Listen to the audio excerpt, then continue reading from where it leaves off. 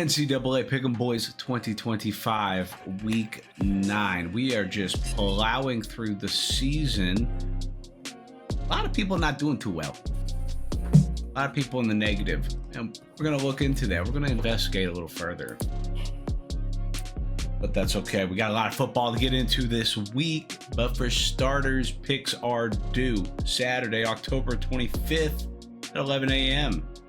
Saturday, Central, 11. The first game already happening, but Thursday, October 23rd, 6:30 p.m., Week 9. Ooh, we're just going to go in head first, not without calling out a few people.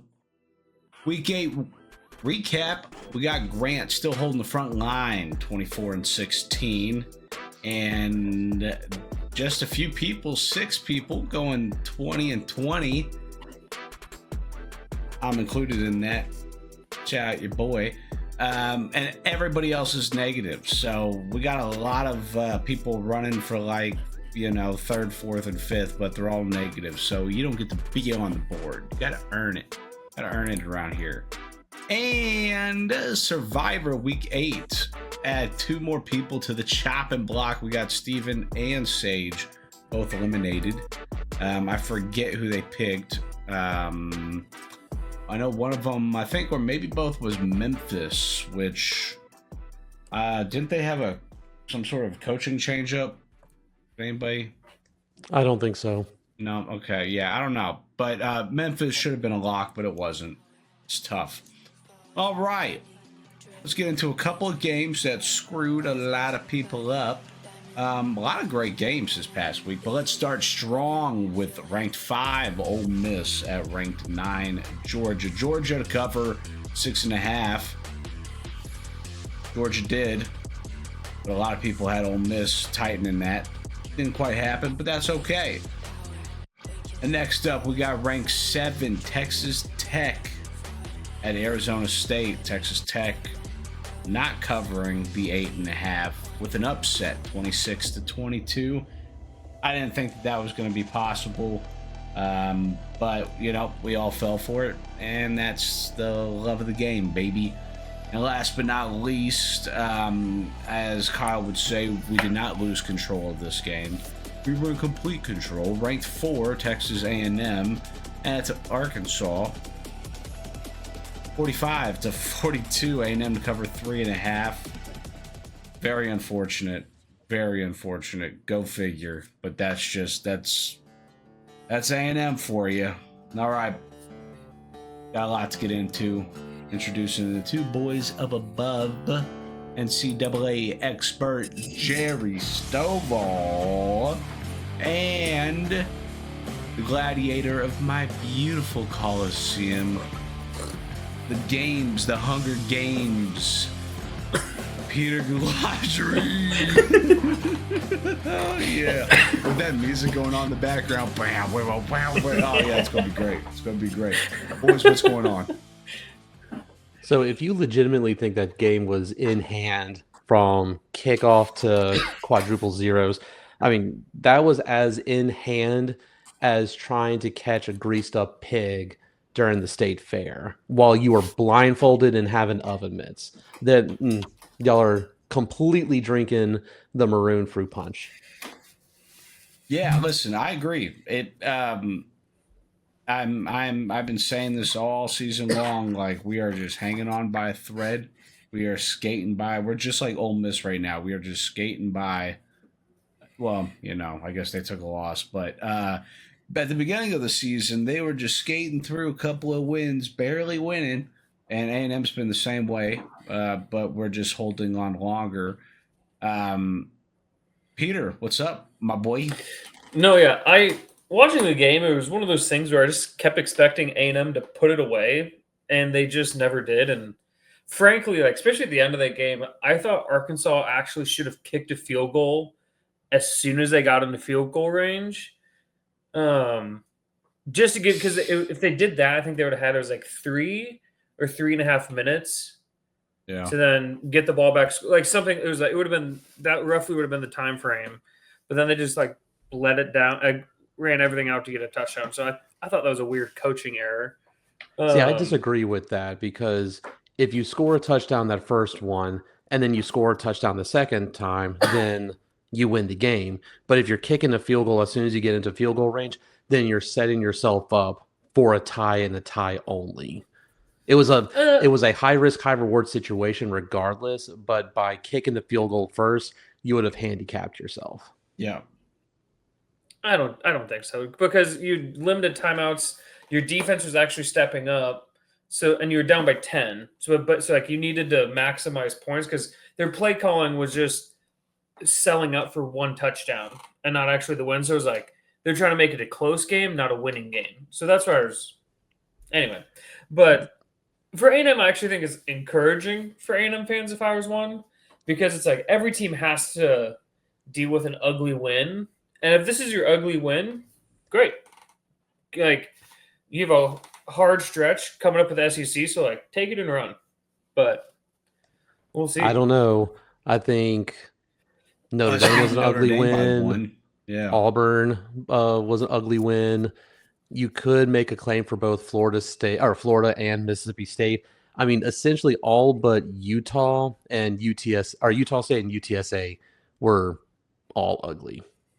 If it wasn't for um, their quarterback going down in the middle of a drive, they probably would have had the game tied and the game would have ended in overtime.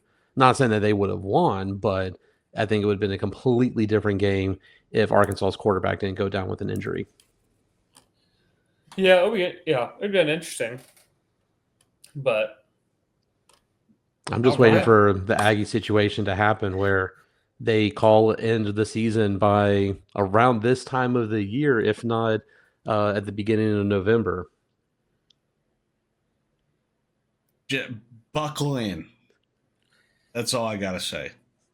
Buckle in. It's going to be it's going to be a bumpy road ahead for a lot of people. The opportunity to be dethroned is imminent for a few people. It's just a matter of who it's going to be.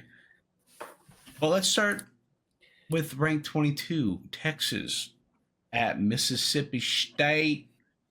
Texas minus 6.5 on the road. Mississippi State home dogs. I don't like what I see from Texas. Really, it's just they're really hard to watch. Texas, but um, this is not new news. You know, every time we talk about Texas, it's the same story. They look like a high school football team.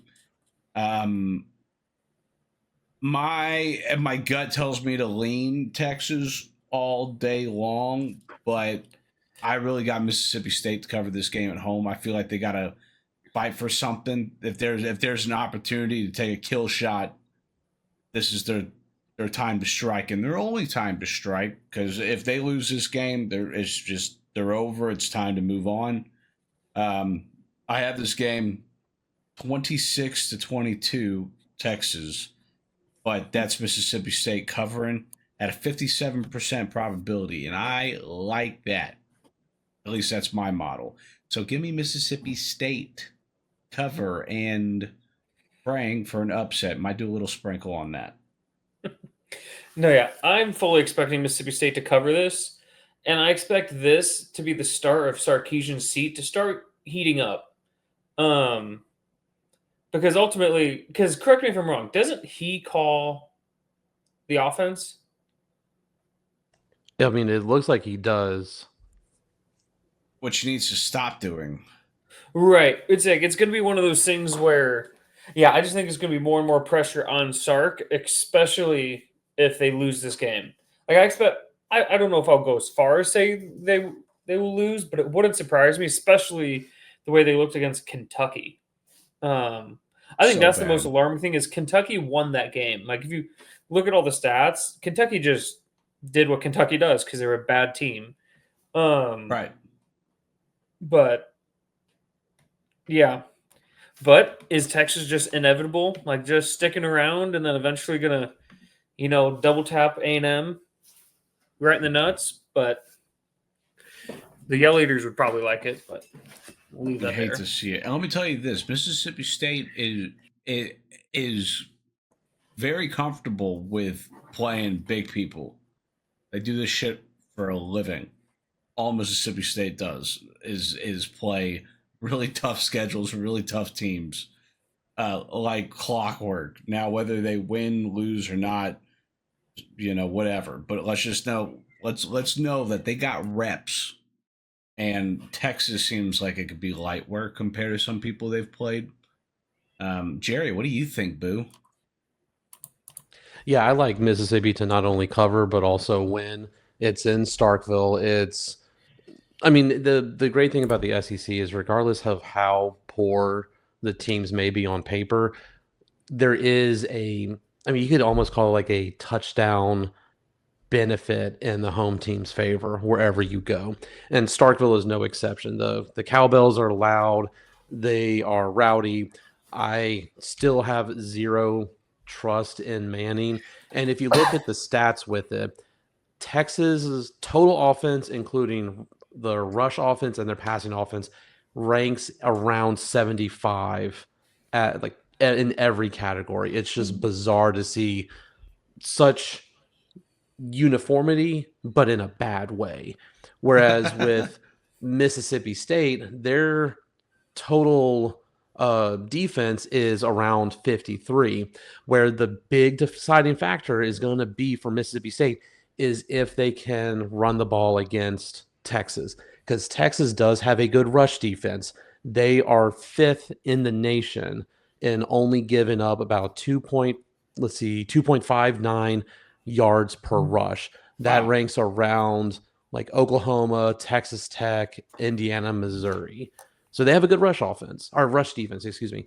If Mississippi State can get them to have defenders sit back and handle the pass, which we see Mississippi State is able to pass the ball, then that's going to open up the rushing lanes, and it should be Mississippi State's favor to win it. I like this. This is going to be a good game to watch. And now,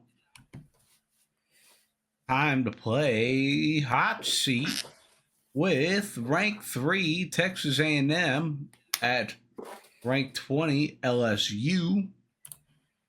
A&M favored 2.5. LSU being home dogs. Wow. Who would have thought? Wow. So I'll keep this short, sweet, and simple for everyone. Pick Texas A&M. Here's why. Whit Weeks, the better of the Weeks brothers, is going to be out this game. LSU has not won a game since Whit Weeks has been on campus, and he has not played in the game. It is going to be essentially hurricane conditions, which means no passing the ball, all running the ball. With LSU not able to stop the run and not able to run, A&M all the way. Peter.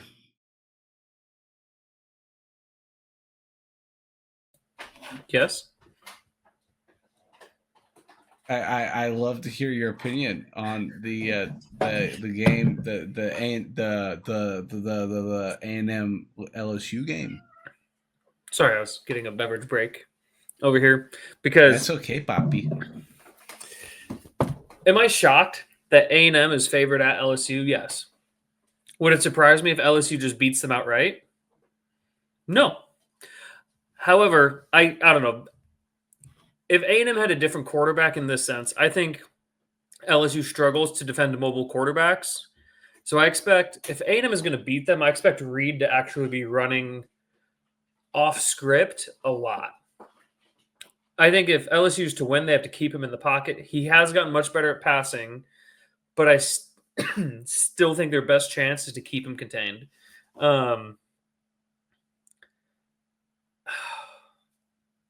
I hate having confidence in A&M because they're still just like them and their fans are just like the little brother on the block. And like they're starting to just get a little bit better, starting to mess around with the big guys. But you expect them to do stupid things. Yes. Yeah. Listen, okay. Oh, I have this game 29 29-24 A&M, with a 74% chance probability of that happening, which I love, which means I got to bet this game heavy, maybe 2 units. Man, I really had high hopes for LSU, but they're slowly breaking down. There's too many key injuries. Even Yeah. if the weather was perfect, they have a beat up offensive line that is not good. You have a running game that is essentially 3 blind mice at the moment. And though Nussmeier is throwing the ball better, you still have a lot more dropped passes than you should. Again, that's in perfect conditions. They're expecting heavy rain the entire day.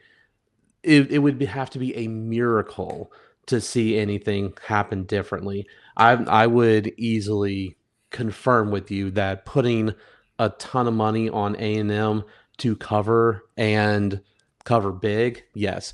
The over under, which what is the over on this one? Uh, I think right now it's hovering somewhere around 47.5, I which would is take like the under. Oh, I would take the over all day long. When it's heavy rushing, that clock's going to be running. There's going to be quite a few 3 and outs. Is it LSU a turf or grass field? Grass. Oh, give me LSU. LSU's covering. They're winning. Because LSU's only chance is if this is a sloppy as hell game. It will be. Because, like, Arkansas, sloppy game. Because, like, all the rain, all that we saw. And A&M almost let them back in. But Arkansas has a rushing team. What's hard is LSU with their linebacker getting hurt from Lane Kiffin just riding his cheeks. Yeah. Literally, what they really should have said was whatever linebacker's injured from getting his soon-to-be father-in-law's cheeks, or no, his father beating his cheeks. That's what it should have been. But I don't know. Never mind. A&M by 14.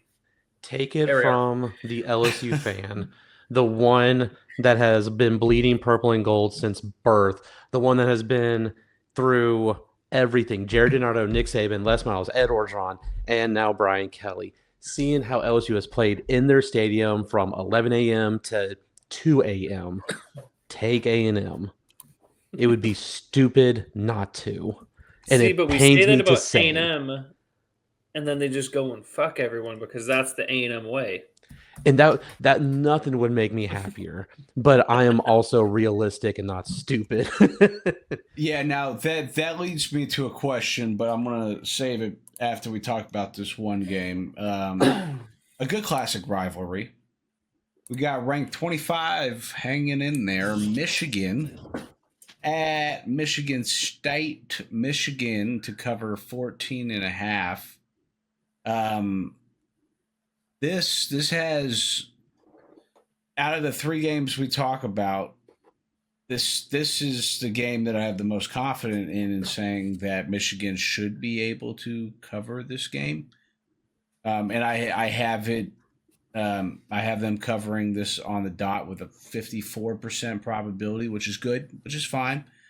And normally in history that this game is played close, but we have a very, very bad Michigan State this year, and we have a Michigan that is now playing with the big dogs and can compete with the big dogs. Maybe not this year, but it's not going to be a game that's going to be anywhere close. Give me Michigan 14.5. Peter, beautiful circle.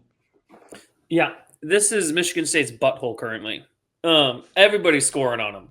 Literally, like, you can just like make neighborhoods in here. Dave Portnoy has, I think, a bar stool somewhere in this area.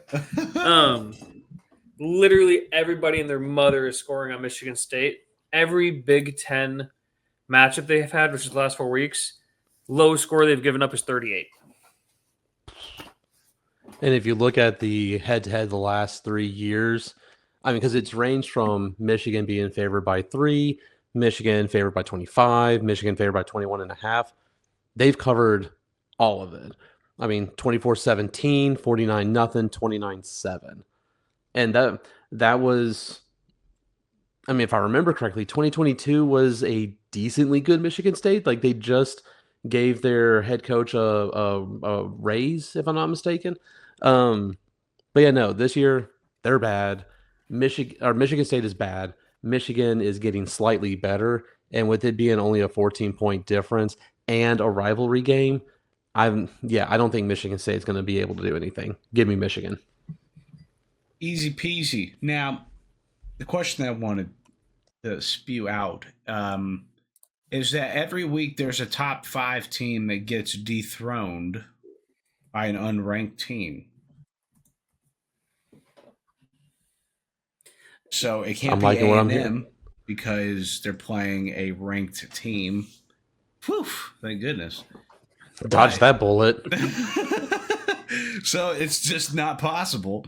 But there is a team that's playing an unranked team that loves to dethrone top 5 teams, UCLA.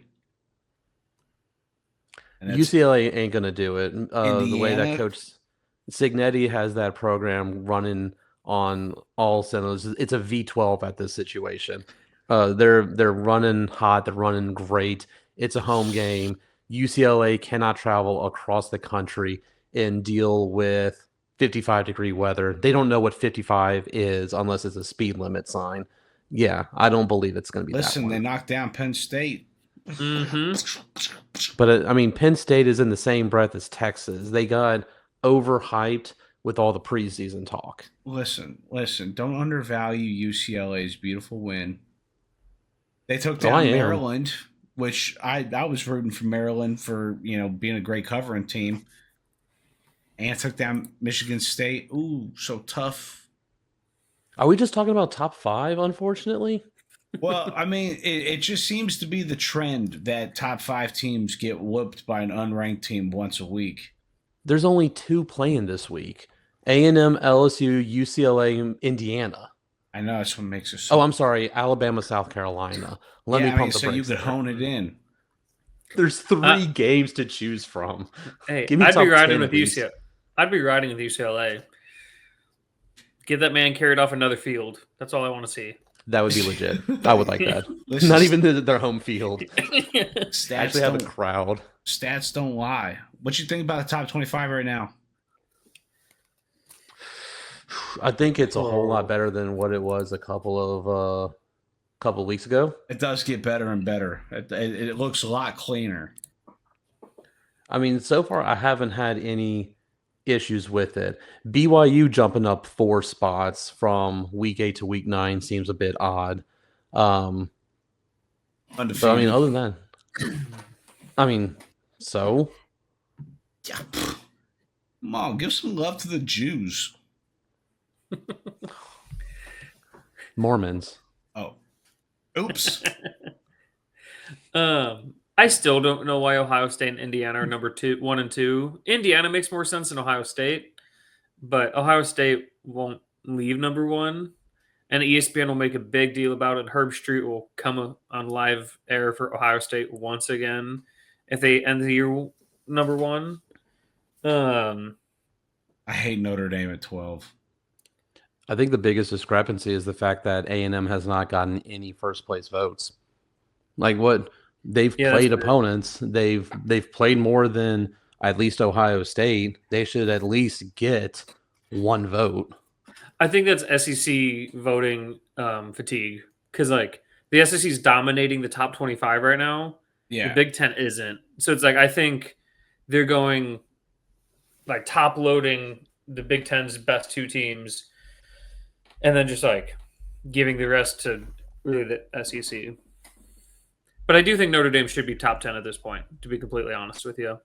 Because I said that like BYU is not better than Notre Dame. Vandy is absolutely not better than Notre Dame. Georgia Tech has no business being in the top 10. Those are my biggest gripes, I'd say. I love Georgia Tech hanging in the top 10, being 7-0. And I hate that King is not our quarterback. But, Reed's doing pretty good, so I can't complain. King sucked for you guys. I don't know why A&M people liked King. He still sucks. I didn't. No, he's great right now. Who's he playing? Duke, Virginia Tech, Wake Forest, Temple. Does that say New Braunfels High School next? Like, who? That's the caliber of teams right there. Yeah, no. Listen, like first outing against Colorado, that's strong against Coach Sanders. Their best win is against Clemson, and Clemson's not good. Yeah, no, I wouldn't call that a good win either. Yeah, I'm waiting for them to get raped when they play Georgia, and then the world will know. Oh yeah, frauds. Oh, or find out that Georgia's frauds this year. Georgia's kind of proven they're not. Like, they're not out of the woods yet. I agree, not out of the woods. And the fact that you had the officials get suspended indefinitely after a review, that the same ones that officiated the Georgia-Auburn game, yeah, that kind of gives an asterisk to their season. Yeah, same people that are paying the cops and how to arrest these boys. Thing is, looking at the rest of their schedule, they play Florida, Mississippi State, Texas, Charlotte, Georgia Tech. Like, they've kind of gotten through the bulk of their. Like, they lost to Bama, sure, but then they beat Ole Miss, and it's kind of downhill from here. Listen, Georgia Tech could do it. Yeah, for real. And Georgia, this is the season of people beating people. Georgia should win that game by 2 touchdowns, if not 3. Like, the spread I'm expecting to be like 14.5. And that'd be generous for Georgia Tech. It should be more. Like, Georgia Tech is not a good team. Man, listen, my eye test, because I'll actually watch them every weekend. They're great. They're great, Boppy. Don't get it twisted. But you have to have good competition to have an eye test. Like, I can look like Michael Jordan if I go play some second graders. Like, well, get it on video. Hey, challenge accepted. I'll go dunk on my son right now. Just for the viewers. Yeah, go ahead and wake him up. You have fun with that. This kid's got a 9 o'clock appointment with my stomach body slamming him into concrete on the court. You don't want the smoke, homie. You taking charges all day long. It's my playground. Anyways, anybody got final thoughts? For all you Texas Tech fans, get ready to be ranked number 24 by the end of the season when they lose to BYU. Sad that they can't throw tortillas anymore. Breaks my heart. Peter said that's the only reason why they lost their hope. They lost the spark. Mm-hmm. They lost the tortillas. Tulane yet again has the best uniforms of the season. So dope. With the City Edition uniforms. Love it. Still not better than the superimposed Angry Green Wave helmet that they had maybe a year or two ago, but still a sharp one. I love it. I think the uniform looks great. I've been waiting for someone to stand out like that for a bit, but you could always depend on Tulane to give you the business, and that's fine by me. Anything else? Going once?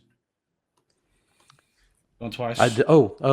Yeah. For Peter, you can wipe the sweat off your brow. Coach Freeman apparently rejected Florida's offer to be the next head coach, but the rumor has it is that Lane Kiffin was in Gainesville on like a private visit or something earlier this week. Ooh. Don't know if there's any truth behind it, but rumor mill for the next coach at Florida is full steam ahead. Yeah. Wow, Mark Stern would be stupid to go anywhere in the SEC because, like, why? You're at the best college in college football, easily. Your job's secured. You're going to be in the college playoff for the next 5 years. Like, Gavin, you can go ahead and just end it. He's just talking stupid now. I don't quite disagree. That he's in the best athletic department and the best university of all of college football. Yeah, well, that he started weak, but the argument grew a little stronger. Like he's playing with the big dogs, and it's like why ruin something that's good, that's really good. He's cruising. Yeah, that's paying bills, boy. Listen, don't change nothing. Don't fix what's not broken. I love it. Keeps Twitter fired. Fired up. I love it. All right, boys, I appreciate it. Thank you. Gonna be a great week 9. Picks are due always Saturday, 25th, 11 a.m. Don't miss them. Don't miss them. I screwed up for some reason. I can't do the. I can't fix them later down the road. They don't randomize it. I thought it. I don't. I don't know. If you miss It's on it, me. you don't deserve the random luck. You don't deserve it. Yeah, I mean, it does take 5 seconds. That group message is blowing up every day, so you should have some sort of reminder. So yeah, screw you. But next season, I'll be better. It's on me. Thanks, boys. Let's have a great week 9, and once again, happy picking.